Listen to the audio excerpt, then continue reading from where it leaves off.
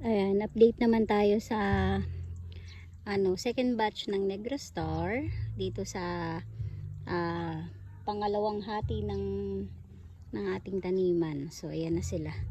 Ayan, kumikita ninyo, malago at maganda na yung mga dahon nila. Ayan, so lahat sila nagsibol na. Yung Negrostar dun sa kabila, which is yung current na pinipitasan, mas maikli kesa dito sa Negros, sa taniman na to, kasi nga ito yung pinagdugtong na makisig at saka verdana. So malaki to, itong area na to, mahaba-haba siya as in. So ayan, nalinisan na rin to, nalinisan namin nakaraan para kapag tayo nagpataba talagang sa sitaw mapupunta yung pataba. Yan.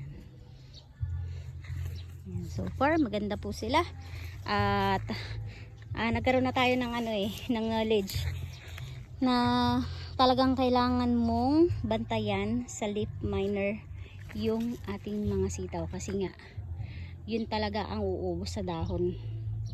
Kaya yan, habang kasisibol pa lang nila halos palagi itong ini-sprayan ni daddy ng gamot. So parang every other day ang spray din niya dito ng gamot para naman din maiwasan natin.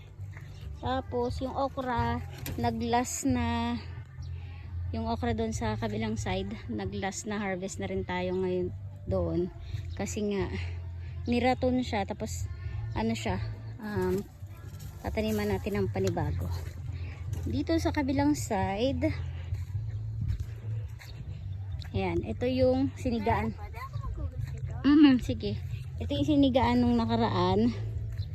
Tapos, tinaniman din. So, isa, dalawa, tsaka tatlo. Tatlong tudling yan. Tinaniman ng puro okra. Hindi ko na lang din malaman kung nasaan na yung mga tanim na yun. Pero, andyan lang yun.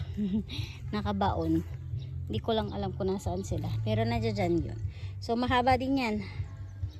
So meron tayong harvest na sitaw. Yan, Negrostar din yan, anak. Diba? O diba? Ang laki na ng talong. So karoon na tayo ng talong uli. Madami yan pag pag namunga. Kasi ang dami nito. 24 yan na 24 na puno. Yung kamatis sa atin sana mabuhay.